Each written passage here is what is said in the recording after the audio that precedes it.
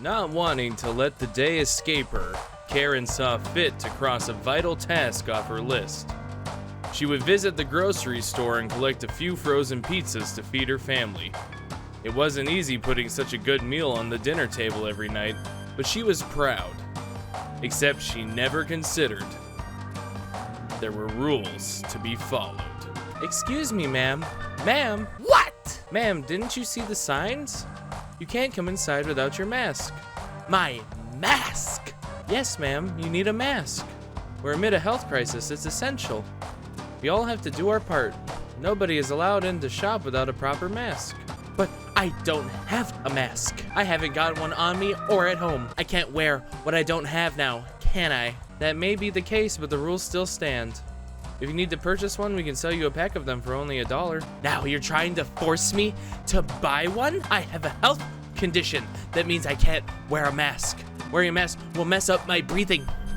It's literally a hazard to my health. Ma'am, if you have a medical condition, then you shouldn't be here.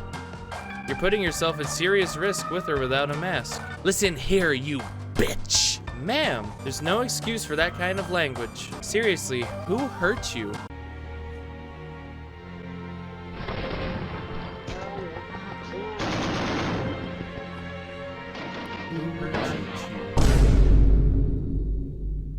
Those words struck her.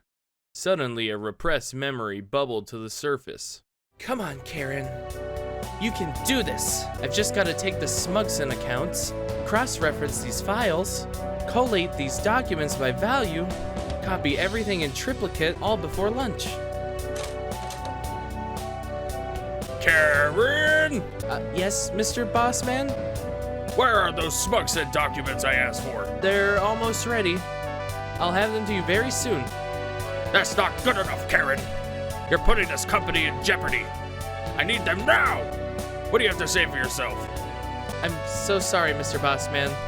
Please forgive me. Well, I'm not firing you immediately. Consider that forgiveness enough. Please just give me one more chance. I want to do it and learn the process. I have to get good at this job. I don't have time to sit and wait for you to comprehend some basic paperwork. What part of that can't you figure out? Are you dense or something? I didn't realize I hired some kind of moron. Mr. Bossman, please don't speak to me like this. You're being cruel. Listen here, you little bitch. I'm running the business here. I'm in charge. You don't get to tell me anything. So long as you keep screwing up, I'll speak to you any way I please. You're nothing and a nobody. That's all you'll ever be. Do you understand? You're nothing.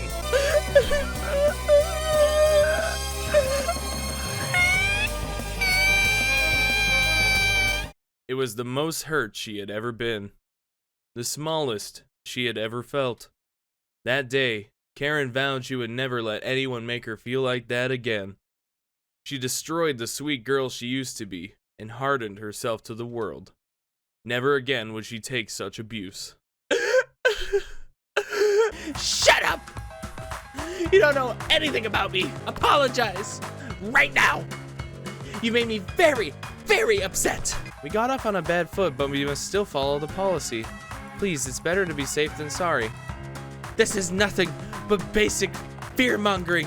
You won't scare me with this. I refuse to be bullied by your tactics. I face too much to let you intimidate me. All right. You can shop without a mask. I didn't mean to cause such an inconvenience. Please, just be quick about your shopping and keep your social distance. Just direct me to your frozen pizzas and I'll be on my way. Frozen pizzas? We haven't had any since the shipment slowed. Oh. Never mind then. After a tiring day of getting her way, Karen needed a break. Between the demands of yelling at teens in the park and arguing about parking spaces, she needed to unwind. Karen needed a message to work out all the tension she'd collected. As she approached the Maxi Relaxi Spa, nothing could sour her mood. Or so she thought. Good afternoon, ma'am. Welcome to the Maxi Relaxi Spa. Can I get your name for your appointment verification? Yeah. I'm Karen. Just 1 minute, please hold. I see you in our appointments calendar. However, there's a minor issue. Issue? Yes, we're going to have to push your appointment back a few minutes. The group before you arrived a little later than expected. My apologies. That's unacceptable! I want to be seen right now! I'm really very sorry. Unfortunately, there's nothing I can do. Your masseuse won't be available immediately. If you'd like, you're more than welcome to take a seat in our relaxing lobby while you wait. I don't have time to take a seat! Oh, there they are. Just one moment. Hi, ladies. Are we all finished for today? Actually, no. It's my big day, and I still don't feel relaxed. Tell your massage boy that we want another hour. Oh, there are other clients booked, but I'll see what I can do. Great. So I can go in now? Not necessarily. You see, it's that woman's wedding day, and she's asked for a second massage.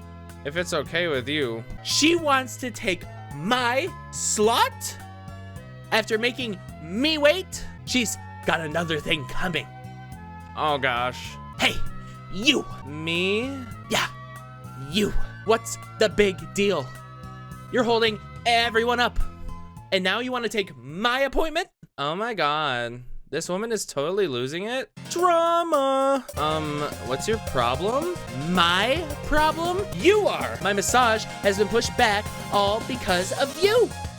And now you're trying to take my slot? Oh, I'm so sorry. Not. Today's my big day. I don't have time to care about your problems. You want to know what? You're selfish. Can't think of anyone else, can you? You need to understand something. Nobody cares if you're getting married. Well, nobody cares about your opinion? You're just some dumb loudmouth who likes to be heard? Burn! I can get louder. So much louder. So pay attention because you're not getting my time slot. I pre-booked this months ago on my early bird special. Oh my god, she's not even paying full price? Embarrassing! Hey, you two need to relax and recognize what's going on. Look at the world. Look at our lives. We're all so overworked, nobody has time for mistakes. We can't afford to make concessions for one another. Everything is calculated and controlled to the minute. A billion things to do and only 1,000 minutes to get them done. The demands of our jobs, families, and communities.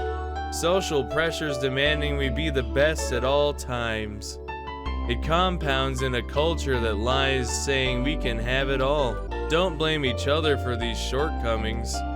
Blame our system for selling entitlement and privilege. Blame our culture for replacing humanity with desire. You both need to relax. Relax and realize that your enemy's not another person. It's capitalism that's to blame. Shut up! Seriously? You don't know what you're talking about? Yeah, we are nothing alike. Exactly?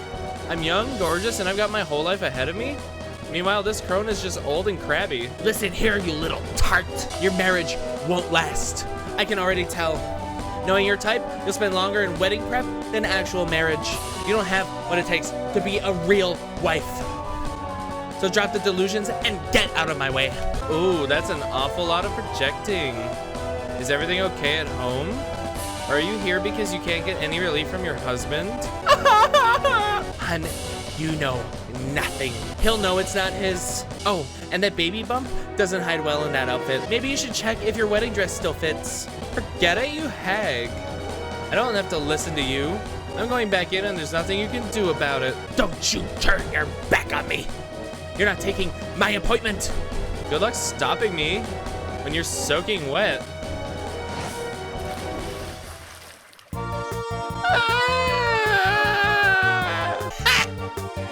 That's what you get when you mess with me, Karen! As she drove around her town in her minivan, a ghastly sight caught Karen's eye. Through the rearview mirror, she spied that several strands of her hairdo had fallen out of place. Viewing her style as a pivotal part of her personality, she sought to rectify it immediately and made a beeline for her favorite salon. Without her signature look, Karen felt unremarkable and without identity. Little did she understand, it was not what made her unique.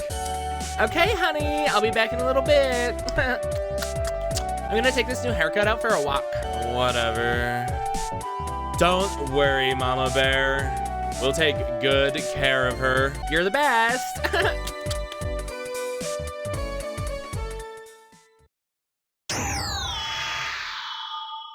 Excuse me. Rodolfo! Karen? What's the trouble, darling? Oh, don't play dumb with me. I ought to sue you.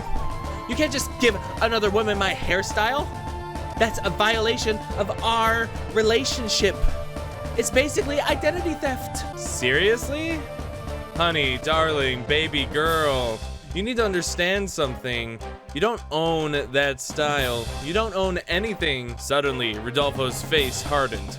The veneer of the kind stylist evaporated in an instant, replaced by the cold and unreadable expression of someone who had dealt with the likes of Karen too many times before. Karen could no longer read her old friend.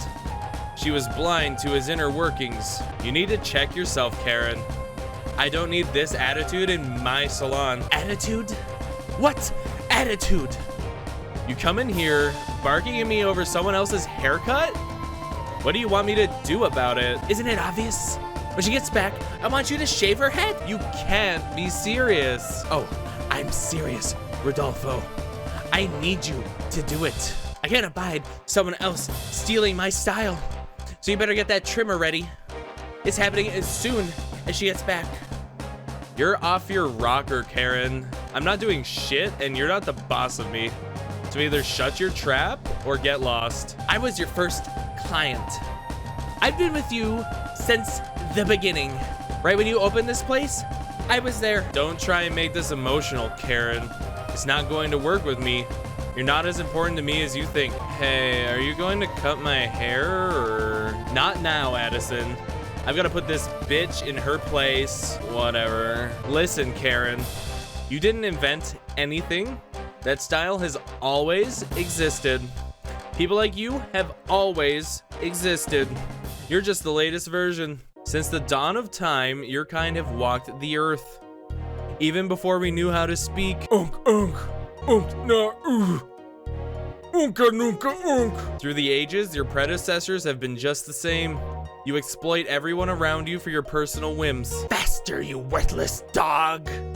My tomb won't construct itself. Please, I need to rest.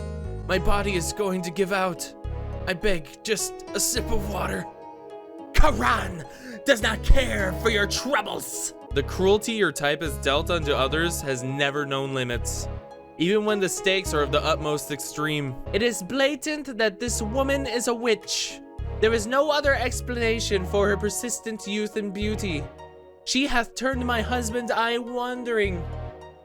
Also, my crops failed, so... Milady, please. I'm only 22. I had nothing to do with your crops. Heresy! Thou mustn't suffer a witch to live. Burn the enchantress before she hexes us all. It doesn't end with you either. Everyone knows that the toxicity you create will always exist.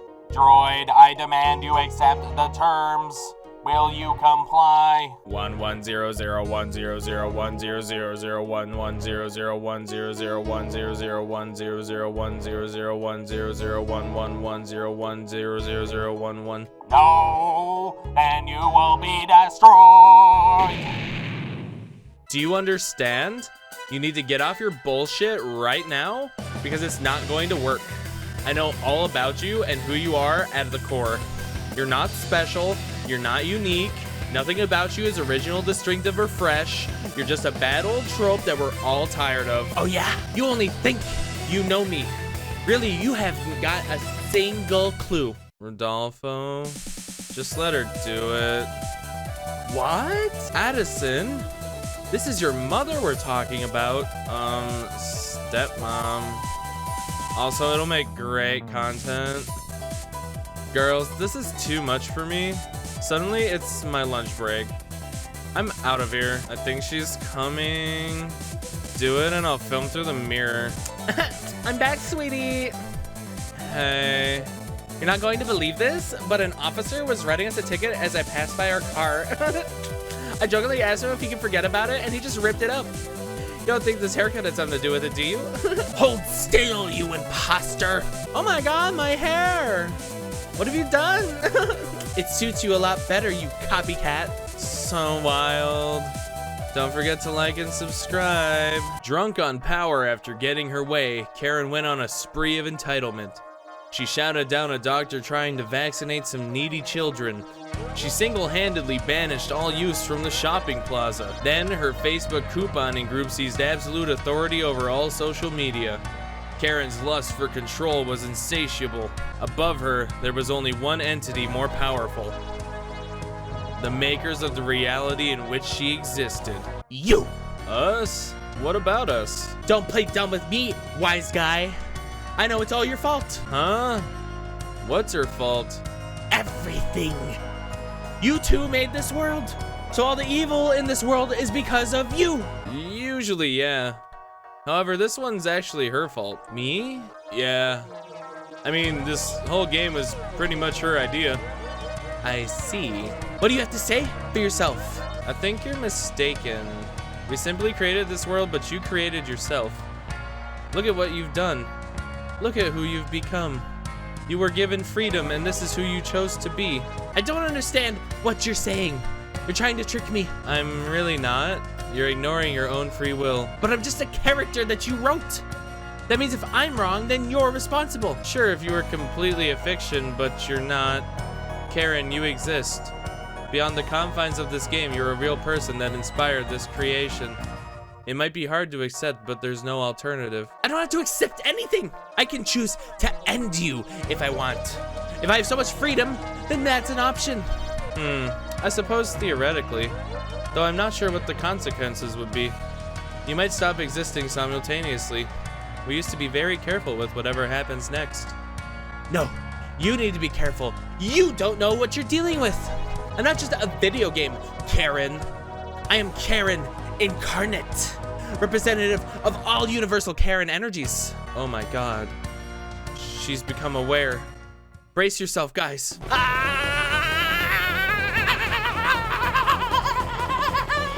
Oh no! She's growing in power. Soon she'll become the ultimate Karen. We won't be able to stop her. Quickly! We have to use our dev powers to contain her. You fools! You are too late and far too weak! I have reached my true potential! I am Mega Karen! Guys, I think this might be it for us. I think you're right, Jake. None can stand in the way of my might! I will take everything that I deserve! No, we have one option left. But Jane, it'll destroy everything. What choice do we have? Come on. We have to shut it down before she breaches into the real world. Wait! What are you doing? You fools think you can stop me? Impossible! I cannot be removed! I am invincible! This is it, guys. Are you ready? Time to pull the plug. Developer power activate. Reality collapse engage.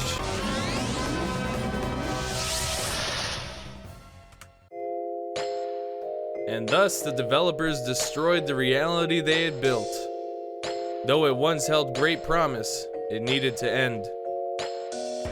Without their sacrifice, even more of Karen's energy would spill through the multiverse.